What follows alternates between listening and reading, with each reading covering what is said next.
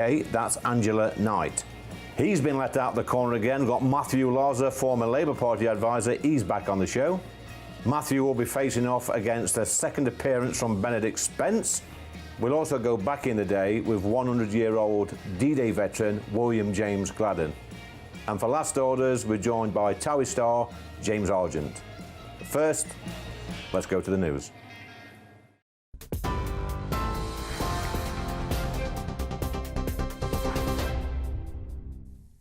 Good evening from the GB newsroom. It's just gone 7 o'clock. The headlines this hour. It's now believed that chemical attacker Abdul Azidi is most likely to have died, and police say his body may never be found. In a briefing at Scotland Yard, police said their main working hypothesis is that Azidi has gone into the River Thames. The 35-year-old was last seen on CCTV leaning over the railings of Chelsea Bridge in London. And for those watching on TV, you can see him crossing that bridge just before 11:30 p.m. last Wednesday evening. That was 4 hours after the incident took place in South London.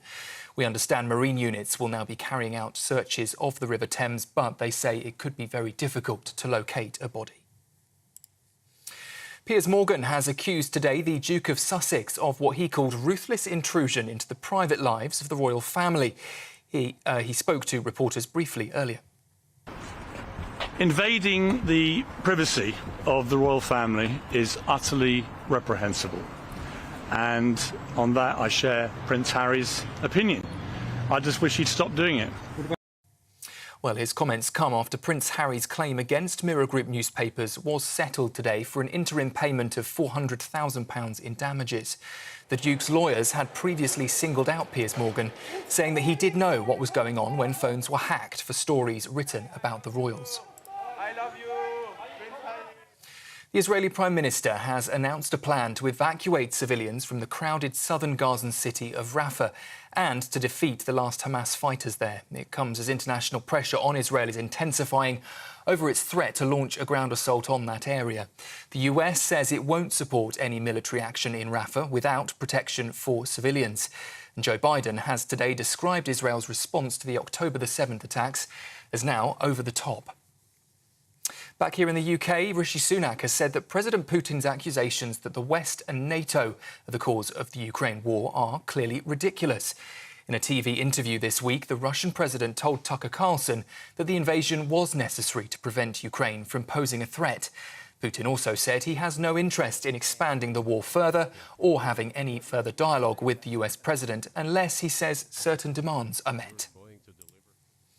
And finally, Rishi Sunak has published his personal tax documents showing he paid more than £500,000 in UK tax last year. The Prime Minister saw his earnings rise to £2.2 million. Just over £139,000 of that total income came from his MP and Prime Ministerial salaries. Rather than a full tax return, Downing Street published a summary of his taxable income.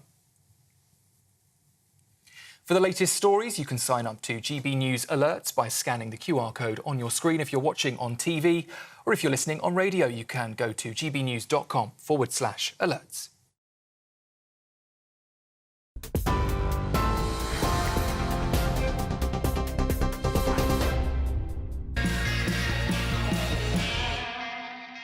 Joining me now is Angela Knight, the former CEO of Energy UK. Thanks for coming, Angela. Been quite a few discussions this week on net zero, on energy policy.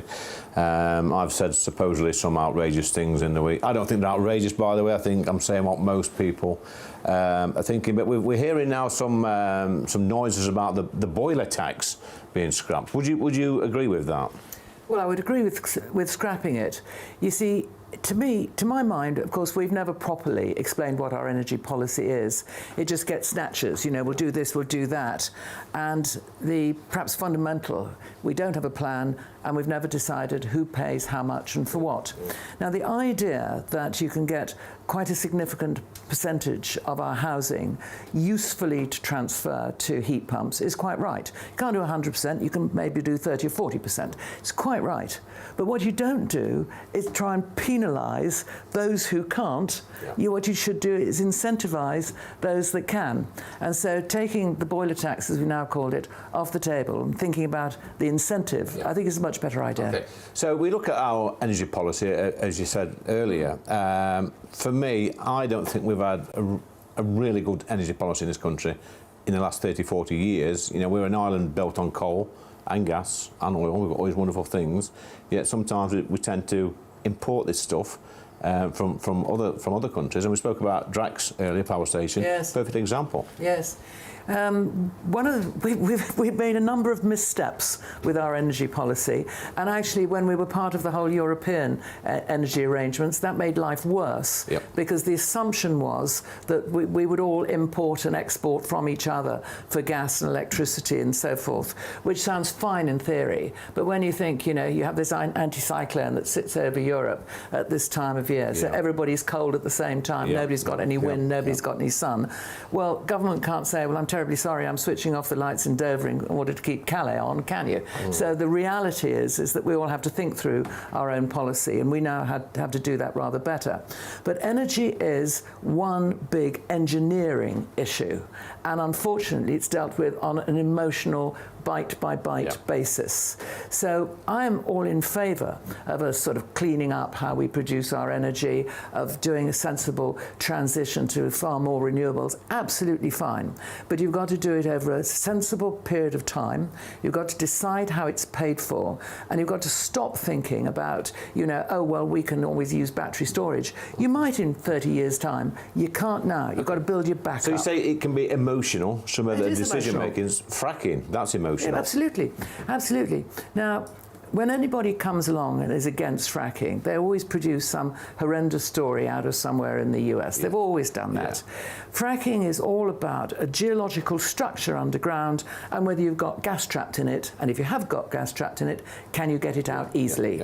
Now, we don't know really whether we can get it out easily because we just talk about, oh, you're going to have earthquakes and all that sort of rubbish.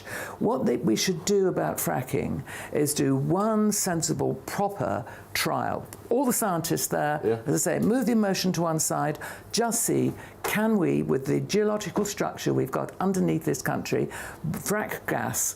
And if we can, we should do it. Oh, can we frack gas sensibly? Because if we can, it means that we're going to reduce our imports and we're more self-sufficient. So we have Matthew Larser coming on next. He's going to speak about this, and he'll probably get all emotional about earthquakes, and especially in the Blackpool area, and he'll produce probably all the statistics where houses were rumbling. What would you say to Matthew? Well, that's fine, but if Matthew wants to go away and live in a house, and when he wants heat, he can't get it. If he wants to be in hock to other countries for energy security, he can do so. But most of us don't. Most of us actually want something that's sensible, pragmatic, realistic, and doable. And after all, you know, you can produce all those graphs of what happened in Blackpool. At the same time, if you put a couple of London buses past those same houses, you get exactly the same sort of rumble.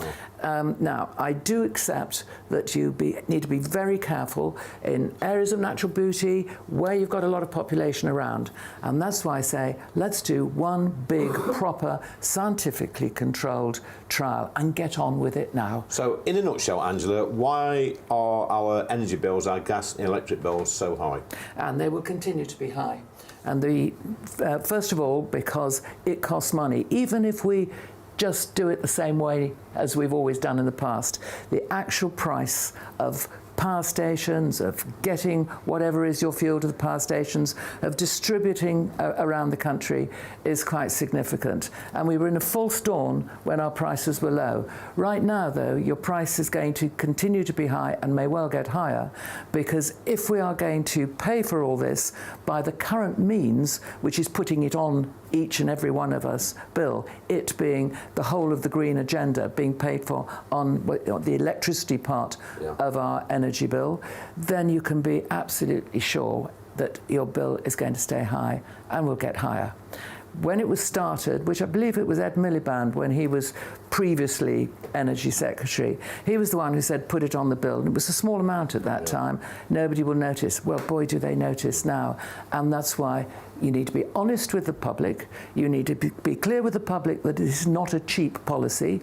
You need to explain to the public that every time you build 1 unit of renewable, you've got to build 1 unit of backup because the wind doesn't blow all the time, and work out how you pay for it. But just carrying on with setting targets without sitting, how are we going to achieve it, how are we going to pay for it, is, to my mind, not doing right with the British public. That's a fascinating discussion, Angela. I'm with you on probably 99% of what you just said, but, you know, coming up next we've got Matthew Larser, who will probably produce some statistics and probably disagree with most of what you said, but thanks for coming. I'm a pragmatist, though.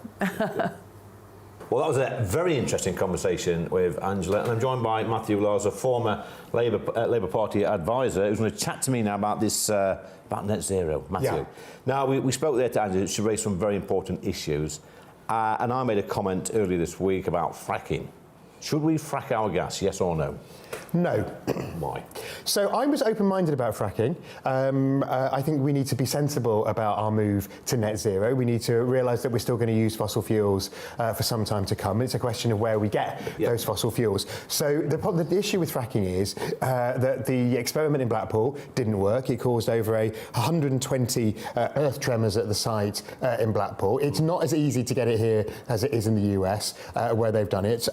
You fought a manifesto in election 2019 and a manifesto to ban fracking, and that's what the government's done. Okay, I think let me just put it another way to you then, Yeah. Matthew. So if we could prove that you could frack safely and economically and provide local people with cheaper gas at no risk, would you support it? If we could prove that it could be done at no environmental and health risk, then I think the answer is yes. I think, though, that there are serious health concerns. 20 leading medical experts, while the first test site in Blackpool was up and running, wrote in and you know, wrote a letter condemning it and saying that it was, I think, a serious threat to public health. So if we could make it work, I'm open-minded. But it's part of the move to net zero. But that was ultimately, we want to stop using fossil fuels. Let's be honest, but you talk about these earthquakes, tremors, by the way, not earthquakes. Yeah, I mean, they're not. I mean, we used to have this in the mining industry where I lived in Nottinghamshire. Lots of coal mines, you get the odd tremor. Lots of the workings from the mines in my neck of the woods in Ashfield, in particular, very, very shallow, some 200 or 300 metres deep, used to get tremors all the time. Yeah, look, I mean, I think people's ability to put up with things like earth tremors has changed since the heyday of the mining industry in the 19th century and early 20th century. I mean, look, I am not opposed to using fossil fuels for the moment, because clearly we cannot move to net zero straight away. Okay, so what about green levies? We see, you know, I think the average household pays between £400 and £500 on top of their bills with the green levy. I made another comment this week saying that maybe controversial comments. No, it doesn't sound like me, does it? But maybe you know, people should be asked. It should be opt in, opt out on their fuel bills to pay this green levy. Would you agree with that? So, and would you opt in? Well, I would opt in. I mean, I'm fortunate enough that I would be able to pay a little bit extra. I make sure that my energy comes from renewable sources. But I actually have a plan on the green levies that I believe we should do, which is one that actually quite a lot of the green campaigning organisations are calling for. Remember what the green levy is actually there for. It's there for three things, one of which is it pays for energy efficiency improvements for low-income households, and that ultimately saves low-income households money off their bills, and it also funds the warm home discount, which goes to the poorest pensioners in particular, pays people on pensions credit and some other low-income people. And then, yes, it does help towards the move towards using renewable sources. So what I'd say is that that it should actually be taken out of off energy bills, and the things that we want to happen should be put into general taxation. Because I don't think you're going to go to your poorest pensioners in Ashfield, knock on their doors on the Carsick estate and say to them, oh, you can't have your warm discount anymore because not enough posh people have said that they're going to pay the green levy. Well, I mean, but you talk about the Carsick estate in Ashfield. Yeah, we've knocked on doors together for the Labour Party. Yeah, but seriously, when we have knocked on doors, and it's the same all around the country, because I've knocked on doors all around the country in political campaigns. It never comes up on the doorstep, net zero. Why is that? Well, it does come up on the doorstep sometimes when you've got a red rosette on in certain parts of the country, but I think you could be absolutely honest. Low-income households, it's not, all polls show, it's not their number one concern, because if you're a low-income household, after 13, 14 years of this Tory government, you're having a hard time, and you're dealing with the cost of living crisis. So, of course, you're not going to say it's your number one issue when you're trying to pay your bills, which is why I think the Green groups are right, that some of the green levies should be moved off your bill into general taxation, which is much fairer, because lower-income households pay more in energy bills as a percentage of their income, and therefore they're paying more green levy as a percentage of their income. We'll stop you there, Matthew. It was a great conversation with Matthew, as always. But now he's back, Gary the Cabbie. We're going to join him straight away. Well, Gary, it's been a while. Nice to see you again, my friend. New people coming into the industry, Gary, is it a problem at the moment? Is it still an attractive proposition to be a black cab driver? I would say it is it's a great living, and it's, you know, for youngsters I would advise it. I do think that to do the knowledge, people do need a bit of help. Like it is like a university course, because it does take for so long, and it's very, very expensive to do. I mean, I can remember, you know, back in the day when we used to watch these programmes on black cab drivers, when they was tested on every street, I think it was, in London. They had to know every address, basically. It's no differently. No? No, the exams are still the same. Wow. They're trying to shorten it down a little bit, because of, obviously, with mayor cards stopping certain roads and closing certain roads, so they are trying to slow it down a little bit. Yep. But it's still exactly the same. And how long have you been driving, Gary, now? This is my 15th year. 15th year. And any plans to swap, or is that it? No, I'm too old now, Lee. No, hopefully this takes me through to when I hopefully can retire. Well, look, there you go, Gary the cabbie. He's back in the cab. It's been a long time since I saw you, Gary. Thanks for coming on once again. Thanks, and hopefully next week we'll get more common sense from Gary. Excellent. Coming up next on Lee Anderson's Real World, we're going back in the day with William James Gladden. He's 100 years old and he's a veteran.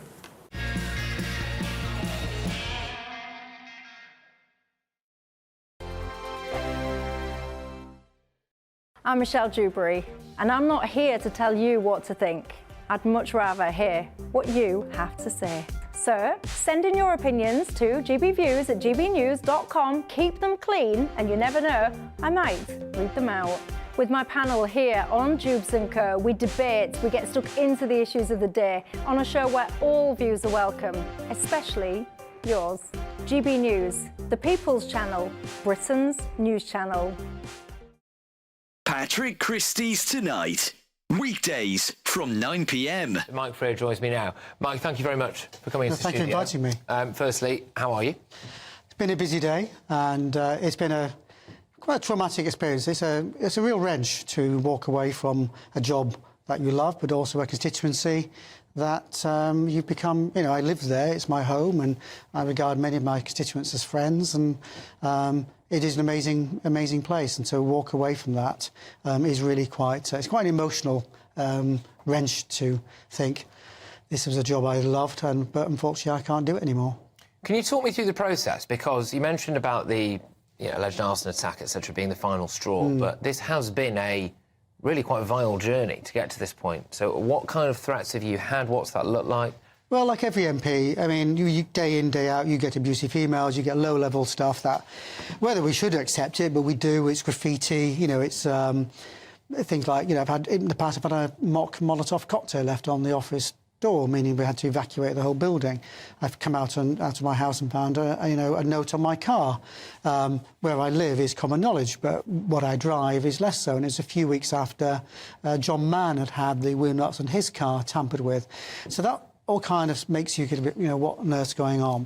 But I've had two run-ins with the organisation that was Muslims Against Crusades, and people like Anjum Chowdhury, who was behind that organisation, been to prison. But online it said, I used to do surgery in mosques, so I wanted to go out and see people.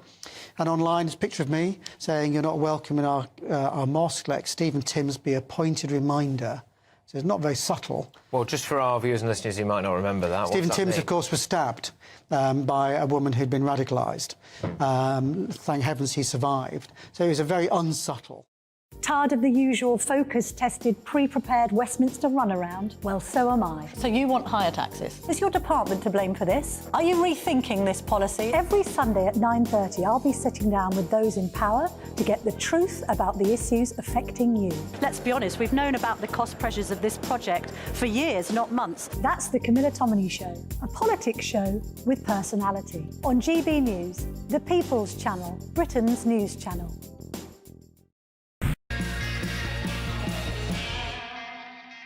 Well, welcome back to Lee Anderson's Real World. We've got a very special guest in here today. It's 100-year-old William James Gladden, also known as Bill, and a D-Day veteran. Bill, Thanks for coming. Now, you was conscripted at the age of 18. That would have been 1942, I would imagine. Yep. And then 1944, D-Day, you find yourself on a glider going to France with a few of your comrades and machinery as part of Operation Overlord. What happened when you got there, Bill? Well, I had a rather unusual entry into Normandy because on our way over, I had the inside of the glider up my back and a tank here. So I thought there's 3 portholes. I'll climb up there and I'll have a look. I climbed up, there wasn't much room on the top, but I could only see out. I couldn't see down as I wanted to. And suddenly, as if we'd hit a brick wall, that's when the glider pilot drops the toe of it. Okay. And you're in free flight. Okay. The engine of the tank starts up because that has to be running before you touch down. And in the gliders, you always have a ruling that if you're not in your seat when the glider pilot drops the rope, you freeze. So there was I, spread-eagled on the top of the tank, holding on for dear life as we came in to Normandy. And then I quickly got off, got my bike out because I was on the motorbikes. Okay. We did wrecking work on the motorbikes. And that's how I landed in Normandy. Of course, you weren't there very long, was you, Bill? 12 days I was in action, that's all. And you were shot? Yeah, I got wounded in the... I just the Achilles holding my foot on. They were going to take the foot off at first, but they managed to save it. They saved your foot. It took a long while. Yeah, so I understand that you came home then. After losing a few friends out there, you came home and spent 3 years in hospital. Yep, yeah. Different hospitals. Yeah. In those days, if you unfit for military service, as I was, you were chucked out. And I came out of the army in 1945. Okay. And I've been on a disability pension since 1945 up to now. Did you feel upset that you had to leave the army in 19... Or did you want to go back? I was very sorry because I meet chaps now who took part in the Rhine crossing, the Ardennes, and I missed all that. Yeah. And they talk about it, and I can't talk about it. Okay. But you can talk about plenty, Bill. I mean, we're very proud of you. But we see some conversations today about young people doing national service. Do you think that would be a good thing? I think it would be a marvellous thing, I do honestly, because it would knock all this knife business out. Yeah, knife crime. Yes, yeah. And when you're a young man in the service, you take a pride in your... I mean, even our old battle jackets, we used to try to press nice pleats in them and look smart. Yeah. And you do your best to look the best. But they don't see worry now. So I've got your friend here, Paul. Paul, you work for a charity. Yes, I'm part of the taxi charity for military veterans. And what does that do exactly? What we do as a charity, we like to take as many veterans, not only Second World War veterans from other conflicts. We're now working with Afghanistan veterans. Yeah. We like to take them out for the day, or we take them abroad and we take them to places with conflict that they've fought in, and just try and help them with their mental health and stuff that they've done, history stuff. We like to really take care of them. They're marvellous, marvellous. Marvellous people. What do you think of this young man here? Well, you can't get much more of a hero than this gentleman. Yeah, you know what, earlier on when I first met him, he's in the pub, he's got a beer and a bacon and egg sandwich. Yeah. Now, people will say that a bacon and egg sandwich and beer are not good for you. Yeah, well... He's 100. You tell him then that he's not good for you. He ain't looking too bad on 100, is he, young man? He's looking really well. So, Bill, you know when you actually joined the army in 1942, I suppose you would have met young men from all around from London or the country. Yeah. And did you become friends for life with some of them? Yeah, but I mean, they're all gradually gone now. I mean, I corresponded with 2 or 3 of them, but they died. And I still write to their wives and their daughters. And recently, the last 2 years, I met one, the only cat badge in a maroon berry like I've got. Yeah. And he lives in Egypt. Oh, wow. I sent him a Christmas card, then I wrote him. I sent him a second Christmas card. I've never heard from him since, but I heard yesterday the photographer. Yeah. He rang me and he said he's coming to Normandy this year. Oh, brilliant, brilliant. Oh, brilliant. But whether or not he would meet me, I don't know. But So, you like, I mean, you're 100, Bill, you like your fry-ups, you like your beer. What do you put your long life down to? Any advice you can give to me to live a long life? penicillin. Penicillin. I had millions and millions of units everywhere, in my backside, everywhere. And since then, I've had a reaction, and I can't take it now. Okay. But I had millions of units of penicillin. And is there anything, you know, looking back, you know, to that fateful day when you got shot? You told me before we started filming that you lost a couple of friends out there. Yes, they were dug in the orchard where we were, but they were dug in on the edge of a wood. And when Jerry showered us, they hit the trees and burst down and got them all on the top of the head. Okay, and they're buried over in France? Yes, they're buried there in Robertville. A lot of people. That's near Pegasus Bridge. And that's why it is important for us as a charity that we take Bill back to the grave in Ranville where his friend Joe and Bob are, and we see them, we take Bill to the grave and he pays his respects. And that's what we do, Joe. Pay the respects, And that's it. They found the barn they put me in. Yeah. These people, the taxi people, they found the barn and my photographs taken. Well, Bill, it's been lovely to speak to you. You are a hero, and we do appreciate what you are to us. You are to us. Thanks, Paul. Thank you ever so much. Look, that's a brilliant discussion. What a brilliant chap this Bill is, and so is Paul. Coming up after the break, we've got Matthew Larzer and Benedict Spence, who are going right versus left. Do not go away.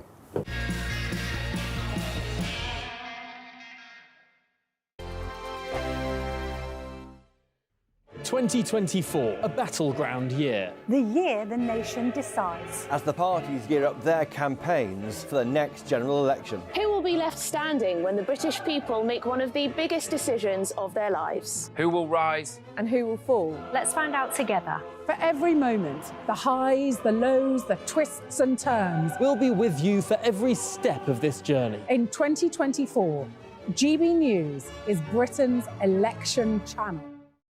Good afternoon, Britain. Weekdays from midday. Francis, Just Stop Oil have in the past broken the law. I remember distinctly the Dartford crossing. That ended up with 2 jailed, I believe, if I remember correctly. Is it ever justified in your view? Yeah, thanks so much for having me on. I mean, I would have to say yes. I mean, we're trying to preserve my life, your lives, the lives of your family, and it's not just the planet that we're trying to protect, it's the lives of millions of people. And, you know, we know from history that we have to break the law in order to put pressure on the government and to be listened to. No one would doubt your sincerity in your views. You genuinely believe in what you fight for. But there are others who think differently. For example, there are Islamist extremists who believe that people will go to hell unless they convert to Islam. They will sincerely, perhaps, break the law in order to force people to convert. In their view, they might be saving people's lives for eternity. There might be abortion activists who say that babies are being murdered and to save their lives we need to break the law to stop people having abortions. Why do you get to say that your moral conviction is the one that's right and other people's individual moral conviction are those that are wrong? So what's really integral to the Just Stop Oil campaign is the fact that it is a non-violent campaign. That's what separates us from the examples that you've just given. We're absolutely dedicated non-violence, both as a tactic and as a principle. So though we might be breaking the law... If individuals take it upon themselves to break the law for whatever their course is, surely the way that we decide what society wants in general is democratic and within the law. Well, of course, we know also that protest is absolutely integral to maintaining and upholding a democracy, and in particular, non-violent protest. I mean, I really can't express to you how severe this situation is, and I'm sure you know this. I'm Michelle Dewberry, and I'm not here to tell you what to think. I'd much rather hear what you have to say. So, send in your opinions to gbviews@gbnews.com. Keep them clean, and you never know, I might read them out. With my panel here on Jubes & Co, we debate, we get stuck into the issues of the day on a show where all views are welcome, especially yours. GB News, the People's Channel, Britain's news channel.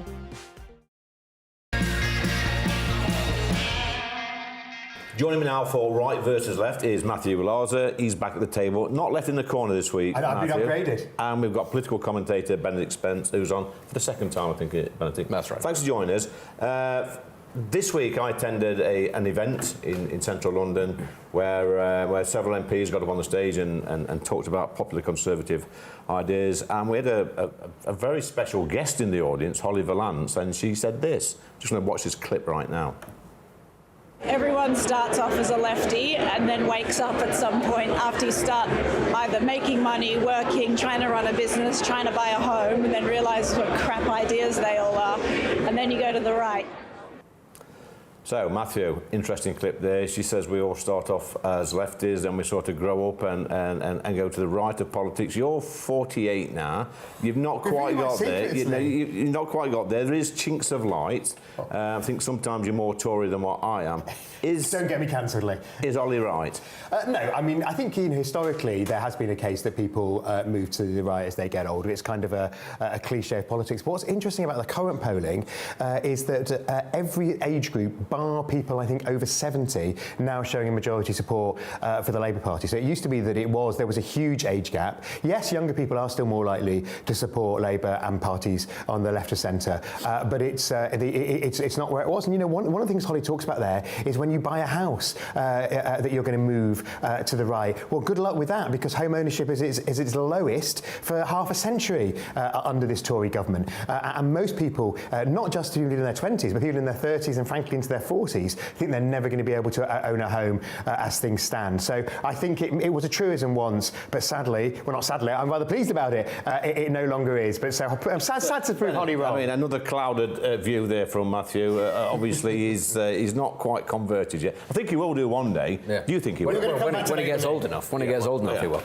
I mean, if that were universally true, I dread to think quite how left-wing Jeremy Corbyn used to be. And actually much of the Labour front bench during that period of time. Yeah. I think that there is some truth in what Matthew says about being a stakeholder in society. If you've got more to lose, actually, I do think you become a lot more conservative, especially also when you have children. You begin to look at the sort of the slightly more experimental aspects of radical left-wing politics, and you think, well, that's nice, but somebody else's children can go through that. I don't want it for me.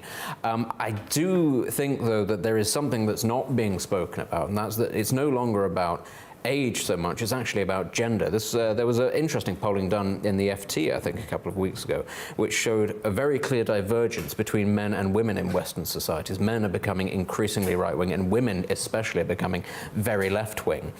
Now, whether that's to do with, again, not being stakeholders in a more sort of conservative setup, not being married, not having a house, not having children, remains to be seen. But I do think that there are other things, there are other aspects at play here. I do think, though, that you tend to, perhaps not swing to the right, but you tend to mellow. You become, I think, a little more reasonable the older you get, as much as anything else, because you realise, actually, international revolution is a wonderful idea, but actually it's a bit tiring. Matthew, are you swinging to the right? No, I've been very consistently in the centre of the Labour Party since the day I joined. I actually, at my first ever Labour Party meeting, called for the abolition of Clause 4, and then it came to fruition under Tony Blair. So my politics have been boringly consistent. I kind of think what you say is sort of, it was true, but we experienced during the Corbyn era, everybody thought it was just, you know, young people joining Momentum. But actually what you saw joining within the Labour Party, you would have experienced this. I mean, maybe they pushed you out, Lee, arguably, is we had a lot of public sector retirees who had wanted a revolution in the 60s when they were young, and now they've got the public sector pensions, were quite keen on revolution still, and turned up to a lot of meetings. No, I get that. I mean, it raises a good point, Benedict, because it's true. When Ed Miliband sort of gave the Labour Party away for £3, we had all sorts of these left-wing, I want to call them lunatics, that was re-emerging from the 80s. They'd been activists in the 80s, you know, and now, like Matthew says, probably in the 60s, 70s, retired, got a few quid in the bank. It's quite, you know, it's okay to be, you know, on the far left of politics when your mortgage is paid for, you've got no debt, you've got no worries, and you want to have a go at the nasty Tories. That's true. Mental illness strikes at any age, and you know, dementia obviously kicks in the older you get. So obviously there's a sort of a sweet spot where you become more right-wing, and then it's dramatically downhill, and you join the Labour Party. You know, it's. I think, though, again, we do have to get back to this this fact that actually what Matthew says, which is that there is an increasing majority of people that I wouldn't say they necessarily support Labour, but are on the centre-left or swinging further left. And I think you might also see a lot of that manifesting itself in support, for example, for the Green Party. And that's a long-term concern for the Conservatives. Actually, that needs to be addressed. And it will eventually be addressed naturally. There will be a backlash, but will that happen within the sort of the cycle of these politicians, or is it a generational effect? I mean, what was really interesting was when, you know, after the 92 election, which Labour lost, there were books written about how Labour's women problem. Harriet Harman did a big piece of work about how, because of course traditionally a Labour voter was an industrial worker in a member of a union, most likely, and then obviously when fewer women were in the workplace, women were more supportive of the Tories, and women kept the Tories in power. And now it's the absolute reverse. The sort of peak Labour voter is a kind of a 25-year-old woman now, which it certainly wasn't then, and that's happening across the Western world. I was brought up in a household, in a working class household in Huthwaite in Nottinghamshire. And most people then would read the Daily Mirror. They'd get their fix from that and probably believe everything they read in there. But now some of those same people, probably like my mum and dad, who are still around, she's a big fan of yours, by the way. Your mum is a wonderful woman. But now they read the Daily Express. And so their politics have sort of changed. Their priorities have changed from being a struggling working class family bringing 3 kids up to being okay, comfortable, got no debt worries, got own their own house, you know, got everything they need in life, really. So the sort of priorities change, Benedict. I mean, it's interesting that you cite the Daily Express. Of course, the Daily Express was one of the big papers in support of Brexit, and I think Brexit is something where you see the sort of the traditional left and right divides splintering off. And I do think there's a lot to do. There's a lot to do with deindustrialisation. There's a lot to do with different communities' idea of what left-wing politics looks like. For a lot of people, working class people, they just want to get on in life, and actually they want fairness. And what they see from the progressive sort of centre-left, especially in Europe, also in Westminster increasingly, is a lack of fairness, and that's ultimately what it boils down to. So we can actually sit here and say, well, a lot of people are swinging left, but even within that, I don't think that same, I don't think there's solidarity. I think it's perceptions, different perceptions of what fairness means from what it did previously. Let's talk about fairness, Matthew. Let's talk about, we see, you know, I bang on all the time about the immigration crisis, the illegal migration, and fairness, and people that, you know, been born and raised in this country look at the situation currently. I think this is not fair. We see these young men coming over, we're putting them up in luxury accommodation, and now the killer is, we see the Church of England, their congregation on a Sunday is swelling. You know, there's hardly any seats left now, and all of a sudden... But only churches in the vicinity of asylum accommodation, of a barge or a migrant. These migrants now are suddenly finding God, finding Jesus, and converting from Islam to Christianity to obviously abuse the asylum system, and that's not fair, is it? Well, look, I mean, Labour's this week called for a review of how conversions are used in the asylum system, because you're right, it does seem unfair. And I think what's really important for Labour as it moves towards the election and potentially into government is that fairness is at the heart of what it offers. And fairness isn't just economic redistribution, it's seeing that you have a fair go. I'm part Australian, and that's a big thing in the Australian Labour Party. Is this another bandwagon for Sir Keir to jump on? I think so. I mean, it's famously Christ walked on water, and he seems to be parked permanently in the middle of the channel, given how many people are converting to Christianity en route. But I do think that there is that ingrained sense of unfairness, which is that certain metropolitan left-wingers like to talk about what Britain owes the world. We owe it to people. And I think a lot of ordinary working class people who are not beneficiaries and were never beneficiaries of empire or industry or anything go, hang on, what exactly is it that I owe? I have been downtrodden my whole life, so have previous generations of my family. What is it exactly that I am supposed to be feeling guilty for and repaying? And actually, if you take a step back and you look at what are the real motivations for mass migration, it's about the suppression of wages, at which point you go, so any idea about fairness really is out of the window. It's about making my lot in life decidedly worse at the benefit of somebody in industry or indeed the government, which is supposed to be You're going to serving. have this big divide in politics between, once you've got 50% of people going to university, and obviously that's now we've had kind of 10, 15 years of roughly 50% of people going to university, and that feeds through. Yeah. On the one hand, graduates will say that the system is unfair and they're being penalised in taxation. I've got a friend who's been offered a six-figure job and he's 30s and he's still going to be paying his student loan off for as far as he could see. You had so many members of working class families and communities being the first person in their family to go to university, and now look where they are, saddled with the sort of debt that their parents simply could not imagine taking on, and they were lied to about whether or not they would have to take on that debt. They were told, actually, this will be the only interest-free loan you'll take on your life. Oh, good Lord, now I can't actually physically pay it off fast enough. I think that is a huge betrayal, and that was a Labour Party policy. That was Tony Blair. It wasn't the finest hour of the Labour Party because it put an unnecessary compromise between a graduate tax and this loan system because it wouldn't do anything with the word tax in it. Let's get some proper answers now, guys. We're going to move straight to the yes or no quiz with Matthew and Benedict. You know how it works, don't you, Matthew? Absolutely. Wrong answer. So I'll put that there. No, I'm only joking. Got you there, didn't I? Remember that I got to do it on you, Lee. You did. It was a good one. Right, so we'll start with you first, Matthew. Should green levies on fuel bills be optional? No. Yes. Oh, straight difference. Benedict, should we frack our own gas? Yes. Matthew? No. Oh, clear difference there. Do you support net zero, Benedict? No. Yes. Yes. Different answer each time. Matthew, will Donald Trump be the next president of the United States? No. Yes, he will. Yeah, I think he probably will. This is a killer question. Number 5, Matthew, to you. Do you think that the Church of England are being conned by these illegal migrants who are claimed to be Christians? Yes. Yes. So, 4 different answers, 5 out of 5, by the way, which is good, especially for you, Matthew.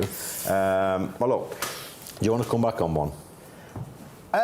Yeah, I mean, on the Church of England and migrants, clearly it just beggars belief that suddenly people who've never had a convert from Islam in their churches are suddenly getting 20 or 30 people converting, or from other religions. So clearly we need common sense. I believe in common sense socialism, and this doesn't seem to be... Does that exist, common sense socialism? I think I might write a book. Oh, we're going to find out when he publishes his book whether or not it exists. If I were to push back on one, it would be net zero, simply because everybody wants to live in a green, pollutant-free, pleasant land. That doesn't mean reversing centuries of progress that has lifted millions of people out of poverty to do so. Yeah, I agree with that. And just on the migrant crisis, Matthew, the Christianity, the converting to Christianity, some good news here. Every cloud has a silver lining. To use a church phrase? Rwanda is a Christian country, 96% Christian. It is, but I'm afraid after the Prime Minister's shameful bet with Piers Morgan on a different channel this week, I think that it's realistic that we're not going to see any Rwanda flights off. I think Piers is going to win that bet. I don't watch other channels, I only watch GB News. Benedict, last word for you. Politics is a series of bets made on the outcomes of events. I don't think it was particularly gauche, but I do agree that Rwanda isn't probably going to work, and I think it says rather a lot that a journalist feels that they can be brave enough to actually challenge a Prime Minister on television and say, bet me money on it. OK, that's another bout of common sense with Benedict. Not so much common sense coming from Matthew. My mother will be watching and shouting at the screen. But in my favour? In your favour, probably.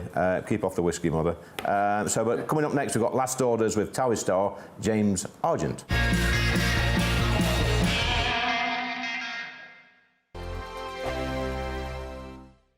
In the GB Newsroom, we bring you the news as it happens. With our team of dedicated journalists across the UK, we're ready to give you accurate reporting every day. When the news breaks, we'll be there with bulletins on GB News, the People's Channel, Britain's news channel. Lee Anderson's Real World. Fridays from 7 p.m. Dr. Jane Jones, who's the clinical lead for Care After Combat. Yep. Jane, thanks for coming. And just tell me a little bit about your organisation. What do you do? Okay, well, thank you for having me here so we can talk about Care After Combat. So we are an organisation, a charity, who work into the prison system, working with military veterans who've somehow got involved with the justice system and... So there's quite a high population of ex-servicemen and women in our prisons. Why is that, do you think? So 2014, the government did a review of who was resident in UK prisons, and what they found were that military veterans are the highest occupational group, and this obviously raises some concerns. Yeah. So the government wanted to do something about that, and so they supported Care After Combat initially, just as a scoping exercise, really, to see if there was any way we could help these men and women actually, you know, understand the problems that led to offending behaviour and go on to lead successful lives. So what sort of offending behaviour are we talking typically for people that's in prison that's actually served in our armed forces? Primarily, it's violence. Yeah. So that is the highest offence that we work with. Okay. But of course, the military, as with everybody else, it's the full range of offending behaviour. OK, so we're in a pub, Jane, Dr Jane, and I guess for some people, you know, the odd tip of alcohol is good, a bit of fun of a weekend, relax, let your hair down. But for some people, alcohol is not always their best friend, and I guess that plays a part in some of your veterans that end up inside. Absolutely. So, speaking from my own experience, a good 2/3 of the people I work with have some kind of mental health problem or mental health difficulty, struggling to either adapt into civilian life or with some of the traumas they've experienced during service. People might self-medicate with alcohol to manage some of those thoughts and feelings. Your weekend starts here with Friday Night Live with me, Mark Dolan, 8 till 9 on GB News. Big stories, big guests and big laughs as we get you ready for a cracking weekend. That's Friday Night Live with Mark Dolan, Fridays 8 till 9 on GB News. Bring your own drinks, the admission's free. Have a great Saturday night with me, Leo Carson, this Saturday Night Showdown. It's a crazy world out there, so come and make fun of it with me, my panel of comedians, and a couple of people who actually know what they're talking about. This Saturday Night Showdown is your front row ticket to the clown show, every Saturday, only on GB News, the People's Channel, Britain's news channel.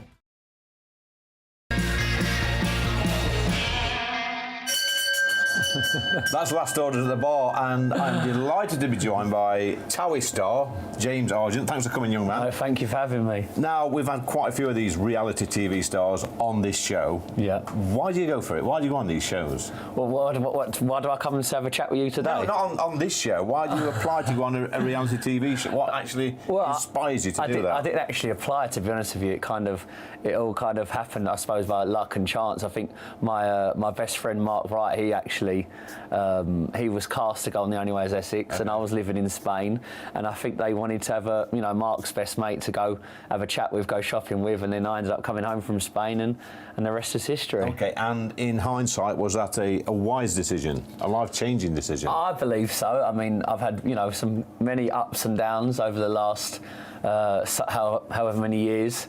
But I don't know what I would be doing now if it wasn't for The Only Way is Essex, and The Only Way is Essex has given me an opportunity to actually do what I've always wanted to do, and that's become a wedding singer and stuff. So that's what I'm doing now. Let's talk about your singing, because we were chatting earlier, and some of your singing heroes are the heroes of mine as well. Yes. Dean Martin. Absolutely. I was fortunate enough, I actually did, and you're from Nottinghamshire, right? Yeah. So I actually did a performance with the Rat Pack live in the Royal Concert Hall in Nottingham recently. So, yeah, Dean Martin inspires me a lot. I like to think I could pull off maybe a young Dean Martin. Do you think you're as cool as Dean Martin? No, I don't certainly think not. I'm a bit goofy. He was the king of cool. Favourite Dean Martin song, by the way? I would have to go with That's Amore. Good song. Mine's Little Old Wine Drinker, but I've got a special reason for that. So, life-changing, being in Towie, obviously getting recognised in the street, lots of fan mail. Yeah, you get a bit of that. Any juicy ones? I think I've had a few juicy DMs on social media over the years. Yeah. And that's probably Adam Brooks, is it, sending them? I don't know. He's in the building somewhere. Adam is. Yes. This is obviously the Free Colts. Is one of my locals. Adam's a very good friend of mine, so I've spent many nights and days here watching the boxing, football with friends and family. And by the way, Adam is 5'10", so he tells me. So we've got to get that out. That he's 5'10". He's obviously listening, but he talks about highs and lows. been some lows in your life, James, haven't there? Yeah, absolutely. Yeah, I've been through it. I've had to deal with an eating disorder and stuff, and I actually ballooned up to 27 stone during lockdown, but I've managed to get down to. How did that happen? How did you? Just looking at you now, and you're as thin as a rake. Yeah, I mean, I think I always had a problem in terms of like addictive nature. Yeah, in all aspects. Well, not in all aspects, quite a few aspects. Yeah. And in terms of weight, I always struggled in my teenage years. I was always up and down in weight. You know, I was either one year I was quite slim and training every day, or I would. The other year I'd binge eat and go and get morbidly obese. So now I've finally got a healthy relationship with both food and exercise. I've gone from 27 stone down to just under 14. So I feel much better. It feels good. God, that's some journey, mate, isn't it? That? It is. And I'm actually 2 years clean and sober in a few days because I've had obviously my ups and downs with alcohol and drugs, so that's a big milestone for me.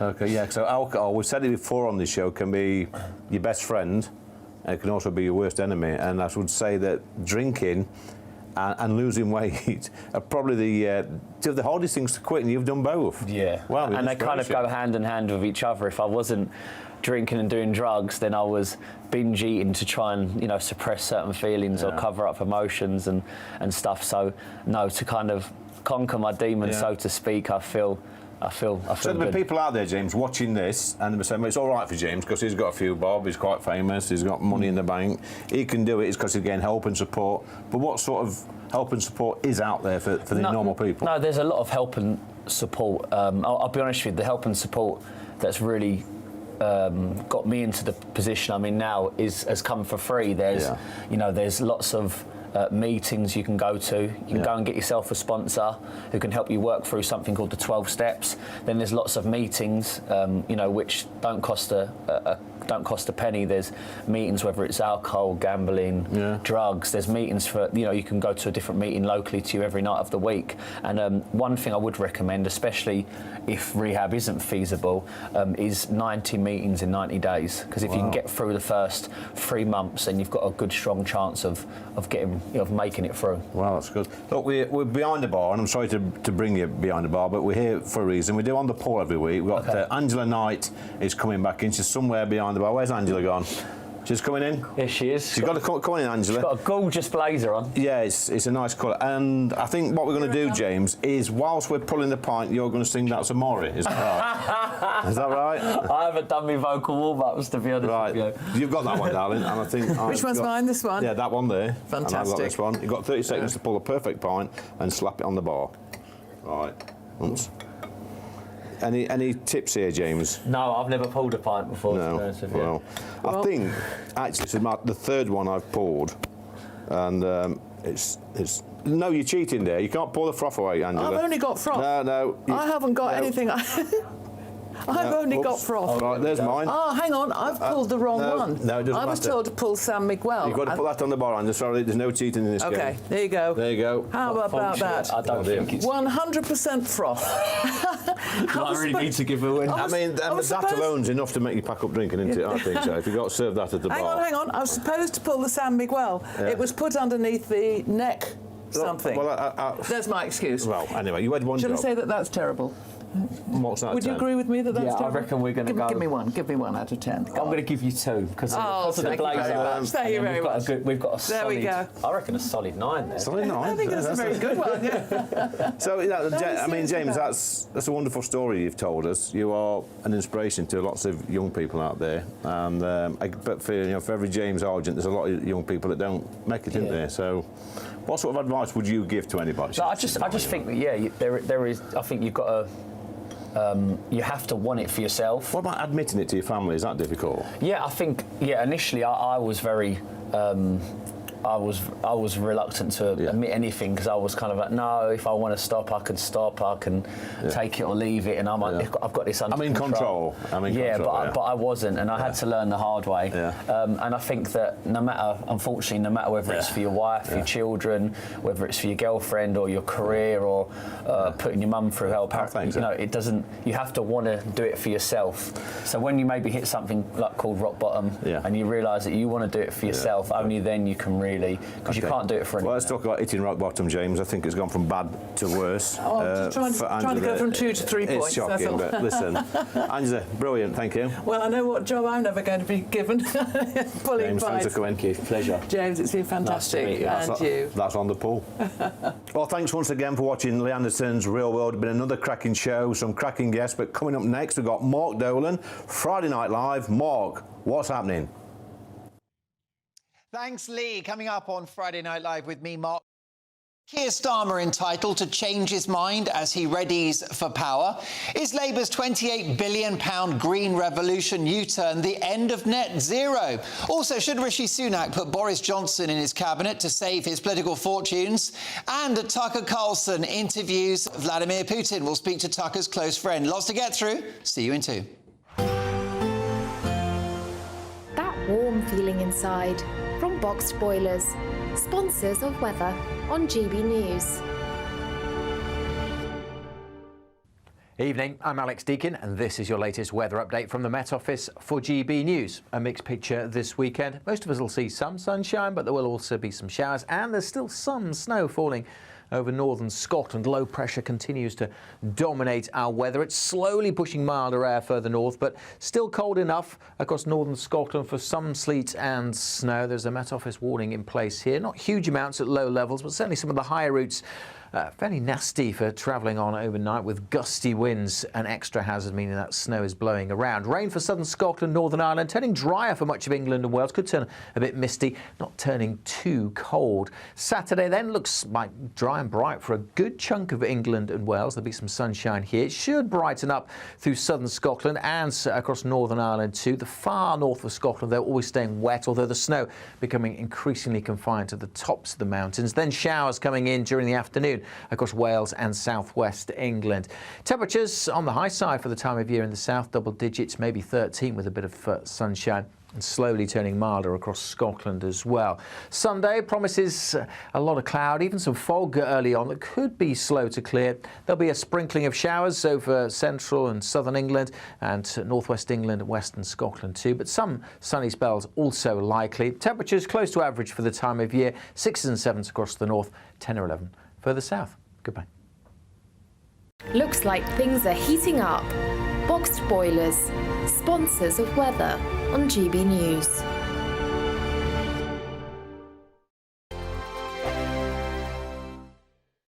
Every Sunday from 11, join Michael Portillo. There'll be topical discussion, looking at the week before and the week to come. So kick back and relax at 11 a.m. on Sundays on GB News with me, Michael Portillo. GB News, the People's Channel, Britain's news channel. GB News Breakfast.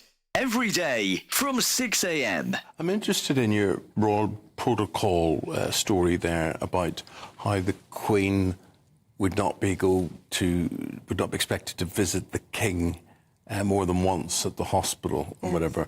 What would the benefit of that be? I'm just trying to work out why that would be. Well, I suppose it's to avoid lots of people outside making a big... Panicking and all the photographers. But otherwise, I think it's very strange. It's sort of not showing your emotion, whereas Camilla will show her emotion because she loves him so much. But any normal person would go and visit their loved ones in hospital. Yes, they would, but you see, they never went with them, even when they went in. And only rarely would they go maybe once, if it's quite a long stay. But otherwise, they don't. They must talk on the phone. But I think this, you want to hug, you want to chat, you want all those things. And I think good to her. I mean, she's so good. She's following all the routine. Yes. And what is expected of her, more so, because she's been working very, very hard the last month. And but when it comes to actually showing her caring for her husband and the King, she wants to be there with him.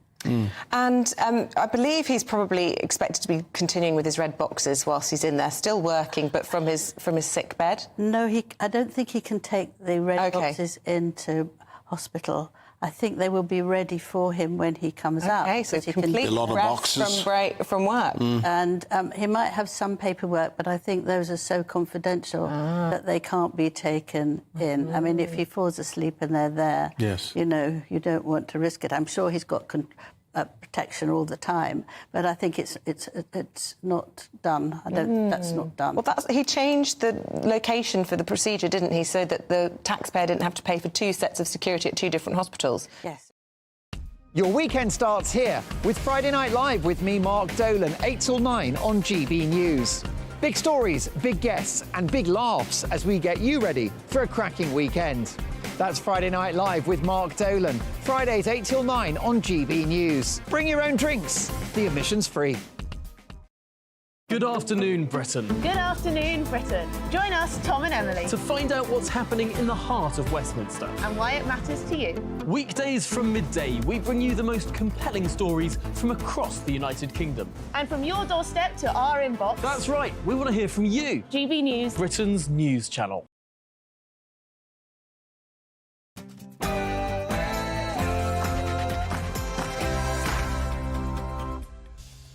It's 8 o'clock from the world headquarters of GB News. This is Friday Night Live with me, Mark Dolan. Happy Friday, one and all. Your weekend starts here. Is Sir Keir Starmer entitled to change his mind as he readies for power?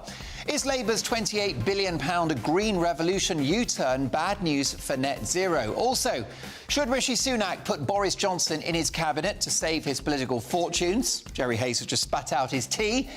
And was America's most famous broadcaster, Tucker Carlson, right to interview Vladimir Putin?